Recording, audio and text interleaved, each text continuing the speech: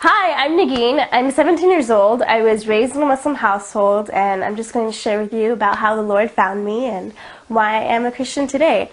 I was introduced to the gospel in my sophomore year of high school by a teacher, actually.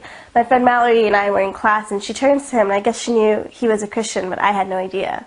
So she turns to him and asks him, hey, if I do drugs and go to parties and do whatever I want for my whole life, can I just get into heaven? And so my teacher, he goes on this whole spiel, and I'm listening to him speak, and I'm like, wow, I've never heard these things before. So then I go to basketball practice, and the weekend passes by, and whatever he said, I really, to this day, I don't even remember what he said, but whatever he said was constantly on my mind. So I went to him the next week, and I was like, hey, whatever you said, I mean, it's really bugging me. It's on my mind. It's been on my mind for a while. So he turns to me and says, you know, me and my wife have been praying for you for a certain amount of time. And I was shocked, but I was also confused because I didn't understand why he was praying for me. I was like, I'm not sick. I'm totally fine. Like, you don't need to pray for me.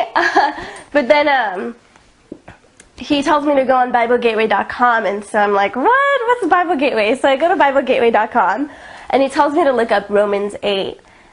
So I do, and I look up Romans 8, and I even typed it in wrong. I look up Romans 8, and it's all about, you know, walking in the Spirit and avoiding your flesh, and if Christ chooses to dwell in you, He will dwell in you.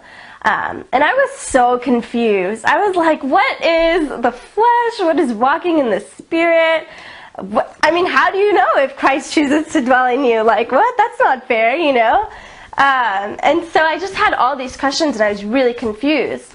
But then I turned to him as if to say, okay, whatever, like, why did you have me read this?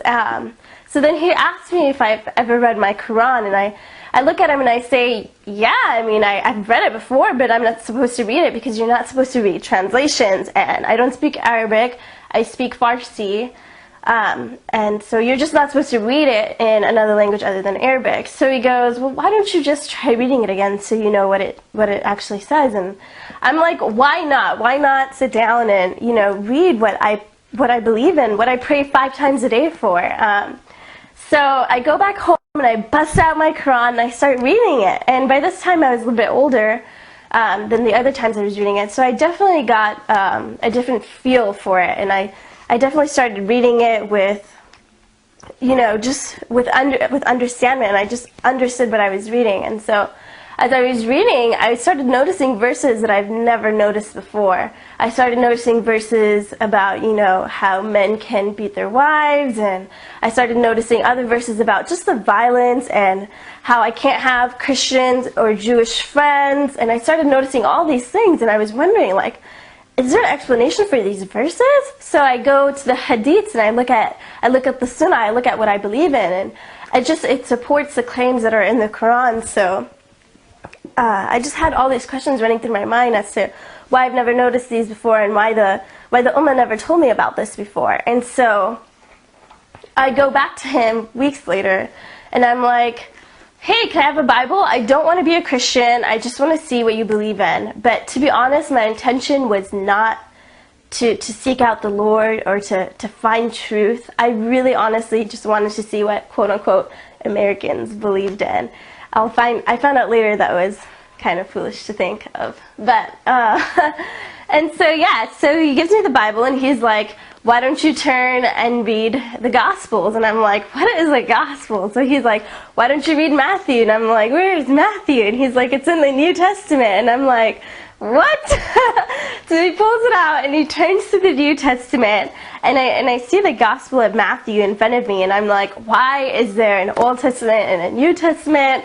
Why are there 2 books in 1 book? That doesn't make any sense. Why are there 2 books in 1 book? And so I was really confused. I didn't understand about, you know, God's old covenant. I just didn't know those things. I was never taught those things. As a Muslim, you're just not taught those things. So I look at it and I'm like, okay, I'll read it, but I just wanted to read it for fun, and I didn't want to read it to search out for truth or to look for God in any way. And so I went home that night and I read the whole Gospel of Matthew, and I took a piece of paper out and wrote every question I had down. If something didn't make sense, I wrote it down. And just about everything didn't make sense, so I wrote it down. I mean, I was like, who's this guy? What does apostle mean? What is a disciple? You know, like, why is baptism important? You know, why did Jesus get baptized? And so I would write all my questions down. And I was in journalism at the time, so I was definitely trained to ask questions. So I come back the next day with like a paper filled with questions, and I'm like, hey, can you answer these for me? So he's like, wow. So he was totally overwhelmed, and then he's like, why don't you email my wife and she can answer some questions for you? And so I took the email, and I didn't email her at first, but then I started emailing her once I started noticing that none of my questions could be answered in the amount of time that I had at school. So I started emailing his wife, and she was really good about explaining to me the history of certain books and the history of the churches that Paul was writing to, and it just started making much more sense when I started learning about these things. And she was even telling me like the history of the prophets' lives and stuff, and I asked questions. So I was reading like a book a night from the Bible until at one point, it was months later, I sat down in front of my dining room table and I asked myself what I was doing. What was I doing? I mean, I'm a Muslim. Like, Muslims don't even believe in the Bible. Like, we believe that it is corrupted, and so how could I read such a corrupt book? And I finally realized what I was reading. I mean, I had no idea like what I would find in the New Testament, but I found that God had sent his son down and died for the sins of his own people, that he was raised to life, which in turn conquers death so that we can be redeemed, so that we can be reconciled by God, with God. And so I finally understood what I was reading, and I understood what the intention of these books were. Like, there was a point why Paul wrote those letters. There's a point to those things. And so I sat down and discussed. I was very angry because I have read such a blasphemous book for so long. I mean, how can God become a man? How can he come in flesh? He's not his creation, you know? So I was thinking about all these things, and I was just like, wow, you know, no wonder I was never supposed to read this book. No wonder the Muslims tell me it's corrupted. Of course it's corrupted. How blasphemous is this, you know? And so I just sat there and discussed, and I realized that I had two options. I could either, one, at that point, give the Bible back and not deal with Christianity again and hold on to my Islamic beliefs, or I could either, two, continue to read the Bible, but I would definitely look at it differently. Because now I knew what it was saying. I knew that it was saying the message of salvation, like that it was claiming the message of salvation. And so I chose the second choice, and I said, I'm going to keep reading, but I'm not going to believe in this. I don't have to believe that, you know, God came down in the flesh. I don't have to believe that.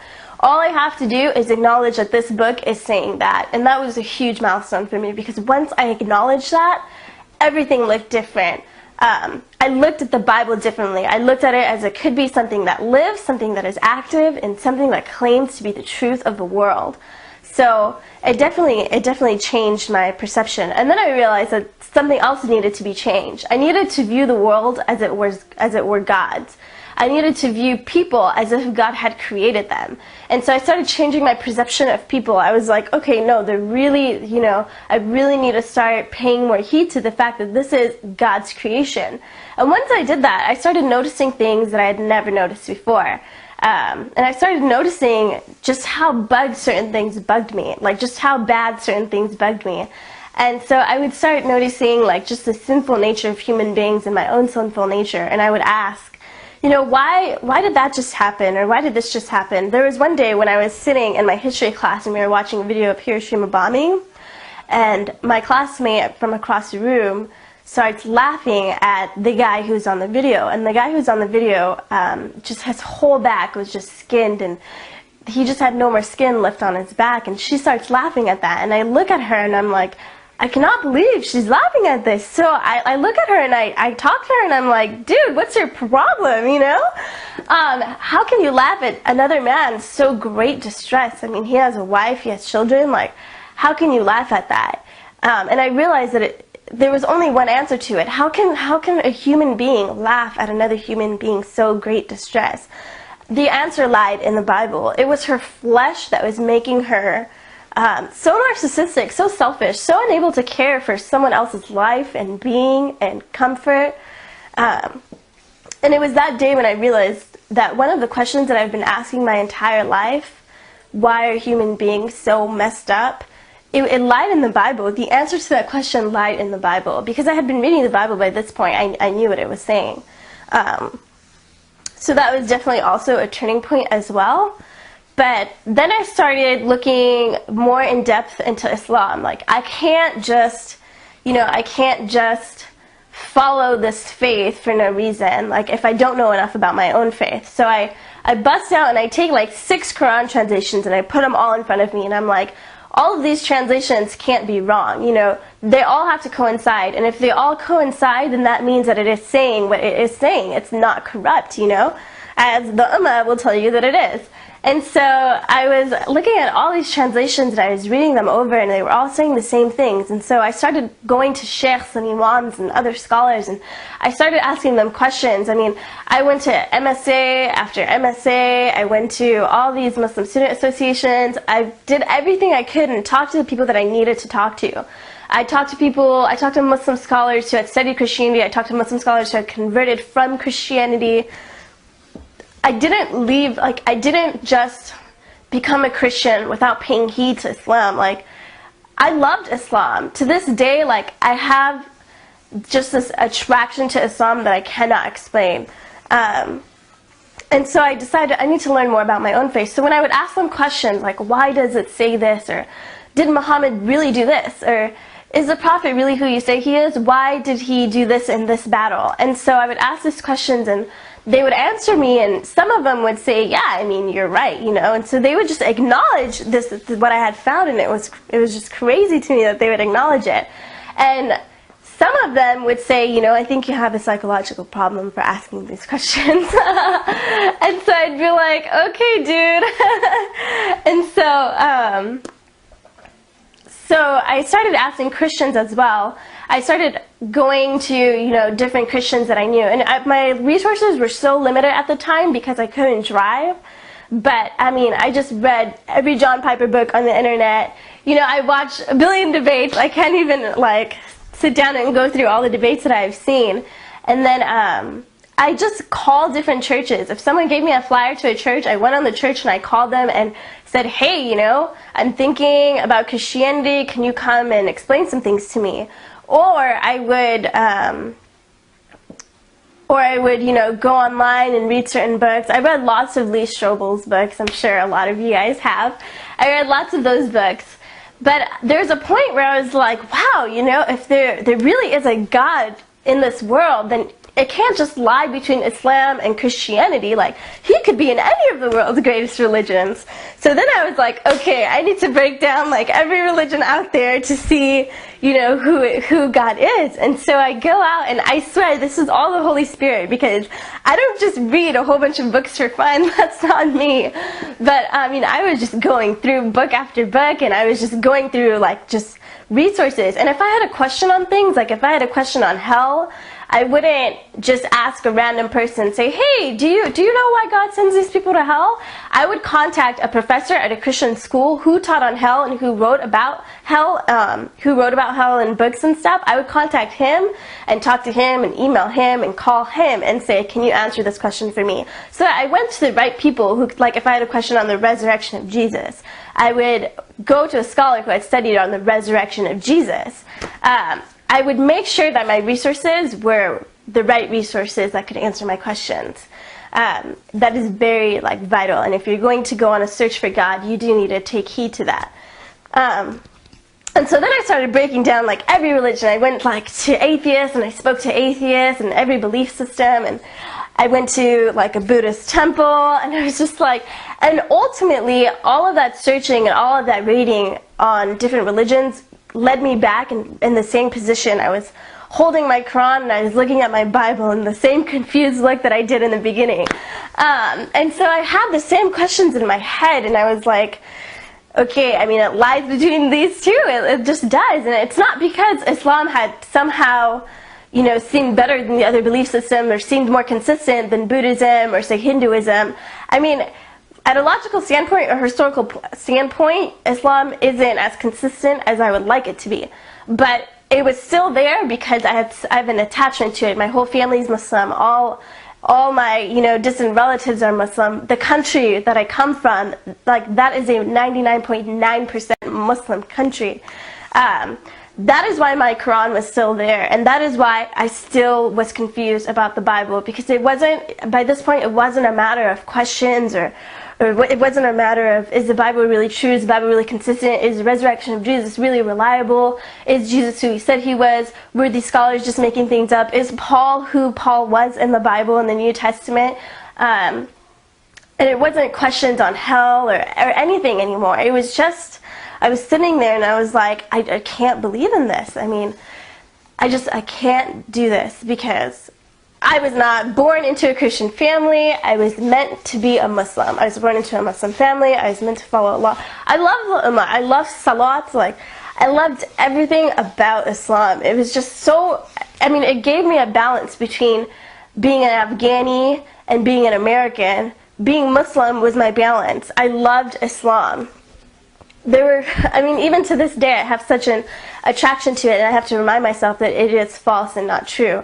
And so I was looking at my Bible, and I was just, by this point, I was like, I can't believe in you. Like, God, sorry. Like, I can't do this, because my parents are going to kill me. Like, my parents, what are they going to do? Like, I'm going to get beat for it. I'm going to get persecuted. I'm never going to get to marry a Muslim guy. And all these thoughts went through my head. And so Ramadan came around, and I was just like, I'm going to put the Bible aside. Like, I'm just going to devote myself to Allah this month. I'm just going to do what I need to do. Like, it was kind of almost like a last-ditch attempt, because I so desperately wanted to be Muslim. I so desperately wanted to believe in something that was a lie, because it gave me everything that I was set up for in life, everything that my parents wanted. It would make my, parents happy. It would make my brothers happy. And so I just tried to devote myself to Allah. I prayed way more than 5 times a day. I did every Fajr Salat and every Sunnah Salat. Like, I did every Fajr, Asr, Maghrib, Aisha. I did, the Fard ones and the Sunnah ones. I did everything that I can so that I could have a relationship with Allah. I was learning how to recite the Quran in Arabic. I was reading like Surah An-Nas and all these different things. And I was going to Muslim parties, and I was going to Muslim classes. I would go in Belief in Allah classes every Sunday night. I did everything that I could. I surrounded myself by the Muslim Ummah, and I even prayed at school. Like, I would go and do wudu in the girls' bathroom, and girls would be like, what are you doing, And I'd be like, this is just kind of what you do when you're Muslim. And so I would explain to them these things, and I would even pray Salat. Like, when my teacher was teaching, I would go in the back room and I would pray Salat. So I just tried so hard, to learn as much as I could about Islam. And I tried so hard to make it fit into my mindset, and to just say, no, this is the truth.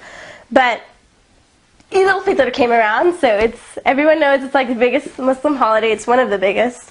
And we were celebrating the end of Ramadan, and we were at my aunt's house, and everyone was just praising me like, oh, Negin, you did so well. We're so proud of you. We're so excited that you did so well, and you're praying all these things. We're so excited. You're becoming just this great Muslimah, this great Muslim woman. And I looked at them, and I'm like, oh, thank you, And so I was sitting there, and by this point, the spiritual battle was insane. I mean, it was insane, like, to the point where I would wake up in the middle of the night and ask myself, like, how come I don't know who God is? Like, how come I don't have a truth yet? Like, I've studied so hard. I've talked to so many people. I've snuck out to churches, and I went to mosques, and I just did Jummah prayer after Jummah prayer. And I was like, why don't I know this yet? Like, I talked to atheists, I talked to Buddhists, I talked to Hindus. I went and, like, picked up every book that I can on all these religions, and I still don't have an answer. And so I was sitting there, and I was, like, looking at my cousin's face, and I was looking at my aunt's faces and my brother's faces, and I was like, I do have an answer. I'm just denying the answer that I know to be true. By this point, of course, it has been revealed to me that Christianity is true. And I'm not just talking about an intellectual journey. While it was a huge intellectual journey, and I had tough theological questions that I had to ask myself, and theological barriers that I had to overcome, because there are theological barriers that you have to overcome when you're a Muslim and you already have a preconceived notion of what the Bible is.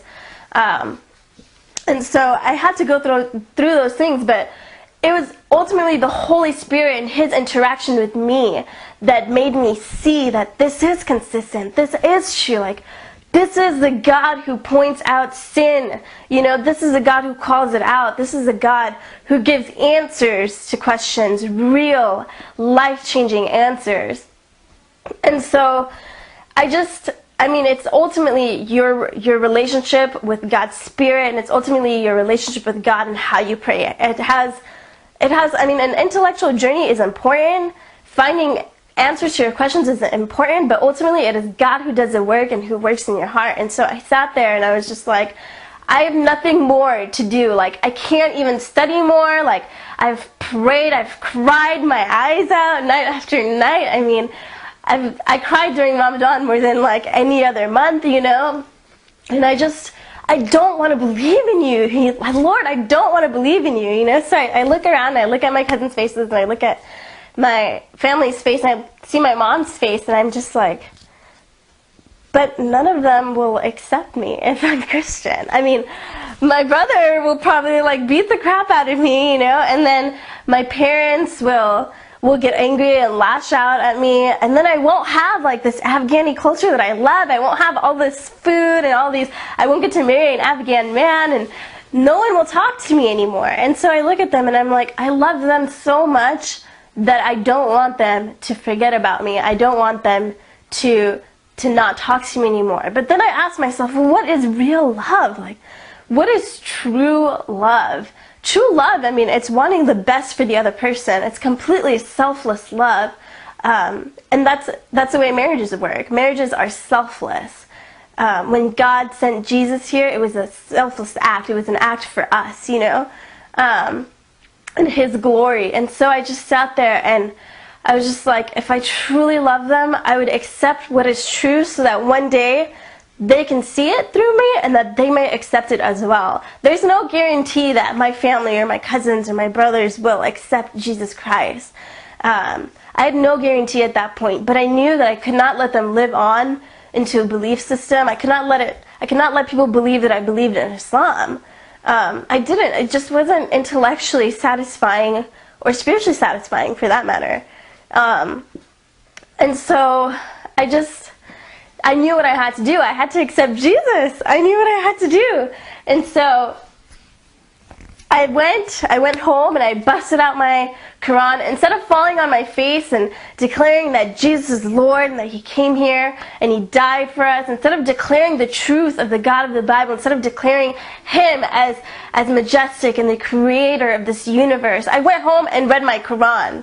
When I was so convicted of what I needed to do, I went home and read my Quran. So I was reading the Quran. I had read like more than I've ever read, from the chapters before Medina to the chapters after Medina.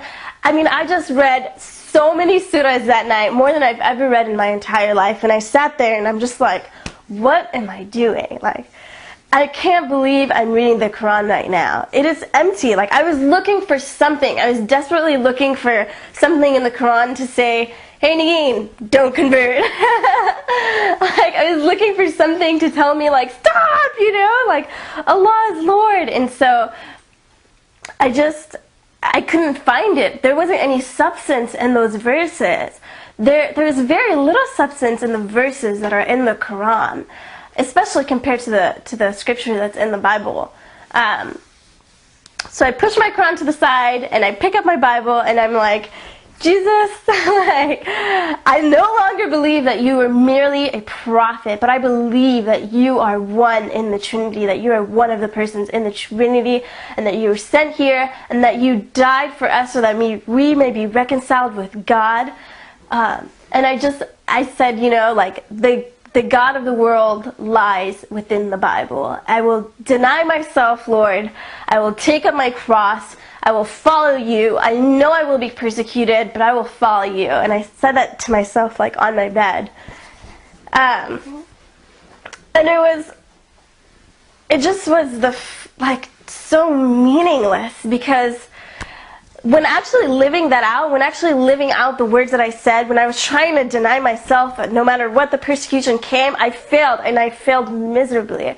And I made the cross look minute and just small and disgusting because of how badly I failed to glorify God and stick to my words of serving Him under the persecution. My first year of being a Christian was really hard.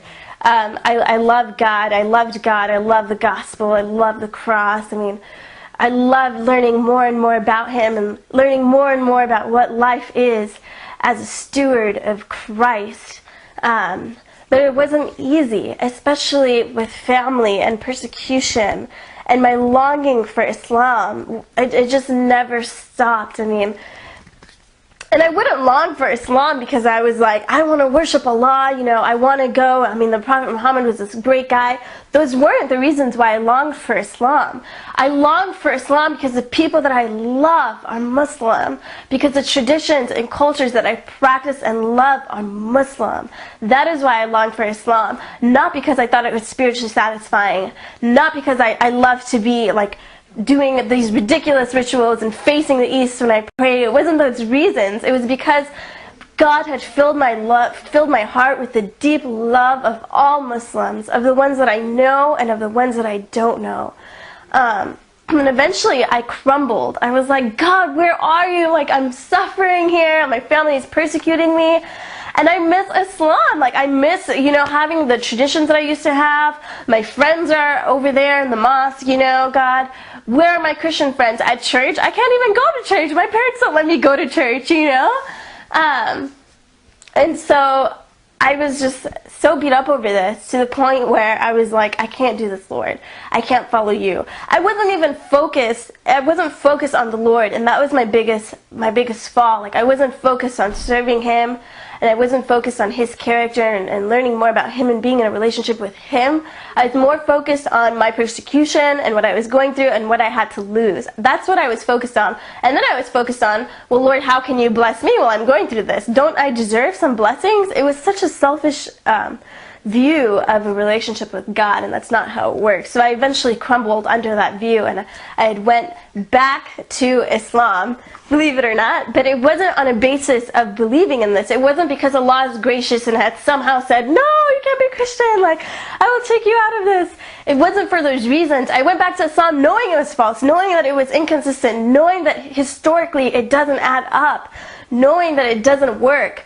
And I go back to Islam, and I'm just like, I take my Shahada, and I'm sitting there, and I'm like, holy crap, what did I do right now? Like, I don't believe in this, And so I go, and the more I'm in the Ummah, the more I'm trying to force myself to be a Muslim, the more I'm trying to just completely change my mindset and forget everything about Christianity, because I wanted these things that Christianity couldn't offer me, these petty things like a Muslim wedding. And so but there was a point where I started noticing, like, wow, like, I'm really doing this pretty well. Like, I'm forcing myself to believe in this, and it's working. I'm actually growing a little bit of faith in Islam. I'm starting to look at it and trying to do everything I can to make it look consistent and make the Prophet look like a like a morally good prophet. Muhammad, I don't even know. I don't even want to go there. Muhammad wasn't a horrible guy, but he definitely wasn't the best moral example, as Muslims would say. And so I just did everything that I could to convince myself in Islam, and I was doing pretty well. I started believing it, I started saying, okay, well, let's just forget about everything. I'm going to brainwash myself back to this. And so I actually started a blog during that time, and it was for my own comfort. I was so torn inside. And I started a blog, and I wrote on that blog what I was going through, like how I was living this Muslim life, but how much I longed for my relationship with Jesus, how much I miss a Christian God, how much He was convicting me during this time, how much He was hunting me down. I started this blog and just wrote about, certain things that bothered me during that time. When Muslims would say something, I'd be like, does Allah really care about that? Like, does Allah seriously care about something so petty like that? So I'd write on my blog, like, this is what I think. And then I would even use that blog and try to, I was about to shut it down and say, no, like, this is bad for me because it's, it's a time of reflection, and when I reflect on on how much Islam doesn't make sense to me. But David Wood had actually found that blog, and David Wood, you guys all know him from AnsweringMuslims.com, Acts17.net, check it out. So David Wood found that blog, and he started commenting on that blog, and I was like, no way, David Wood just commented on my blog. Like, I watched this guy's debates for hours and used to take notes on his debates with Muslims. Like, dang it, like, I know that he's going to tell me stuff I don't want to know. And then I was speaking to Nabil Qureshi, his partner in the ministry. I was speaking to him through email.